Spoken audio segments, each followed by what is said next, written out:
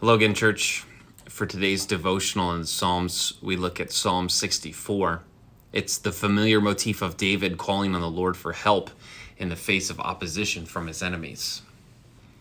Now, there are many aspects to this psalm, but what struck me is the study and contrast between how the righteous and the wicked use their words. Applied for us today, words can include both anything we say aloud or type online. And we see by how words are used and their consequences just how seriously God takes this. The wicked make secret plots, and they use their words as they would a deadly weapon. They swipe with the sword of slander at those that are close by. They launch bitter words from a distance like an arrow. They ambush the blameless without fear of reprisal because they think to themselves, "Who is watching? I can say whatever I want to." And these are the ones who are diligent and thorough in their search to find fault in others.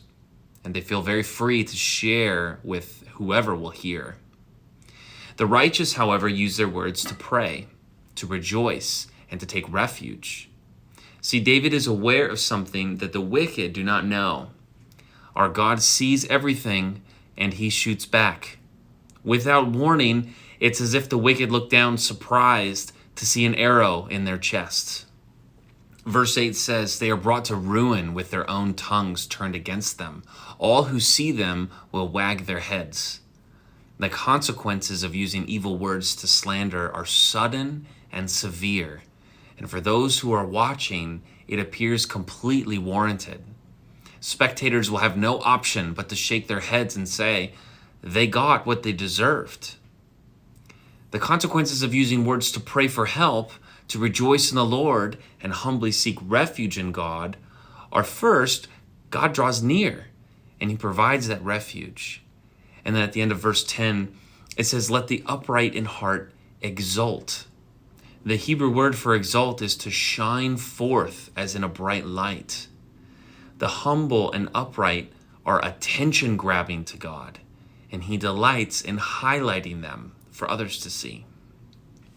What's compelling is that both the righteous and the wicked will experience their consequences in full public view.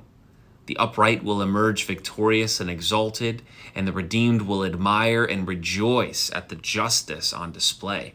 The innocent will be vindicated, and the wicked will be ruined, and everyone will know that it was from the hand of the Lord, and all will marvel at God's perfect justice. See, given these two options and their consequences presented in Psalm 64, it makes me stop and consider my words before they leave my mouth and before I start typing.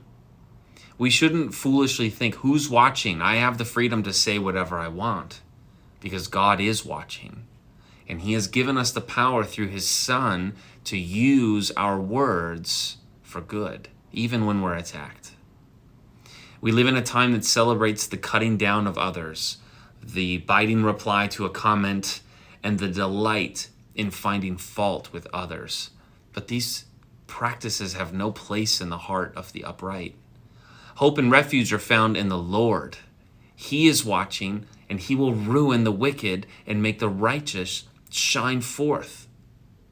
As verse 9 says, "Then all mankind fears, and they tell what God has brought about and ponder what he has done."